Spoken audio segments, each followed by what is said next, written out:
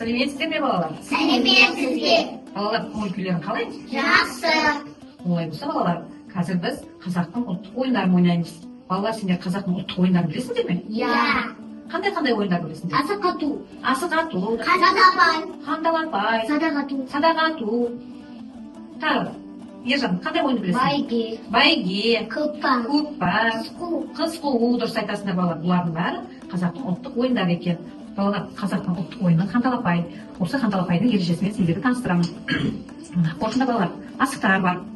Осы асықтарды мен жерге тастаған кезде, балалар, алақай ау алақай, басталды міне талапай деген кезде балалар, сендер асықтарды жинап аласыңдар.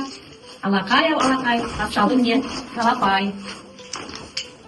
Жарайсыңдар балалар. Балалар, сендер мына жинаған асықтарды санаңдаршы, кім қанша асық жинады екен? Мен екі асық жинадым. Мен де екі. Мен жинадым. Мен жинадым. Балалар, осының ішінде қызыл асық бар. Ол хан асығы деп аталады. Кімде сол асық?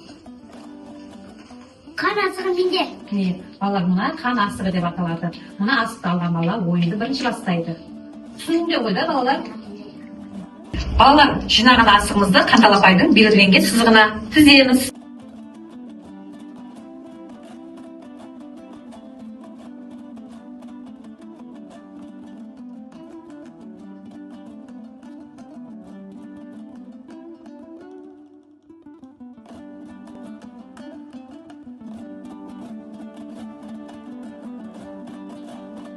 Балалар, біз жинаған асығымызды санайықшы. Осыда көп асықты кім жинаса, сол бала жеңімпаз болады.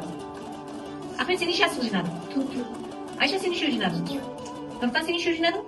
Балалар, өздері көргендей, жеңімпаз бізде Ержан екен. Себебі ол 5 асық жинады. Балалар, келесі ойынымыз қазақтың ұлттық ойыны садақ ату.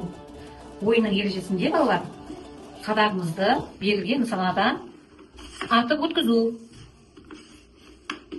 Осылайша бар садағымызды нысанадан өткіземіз.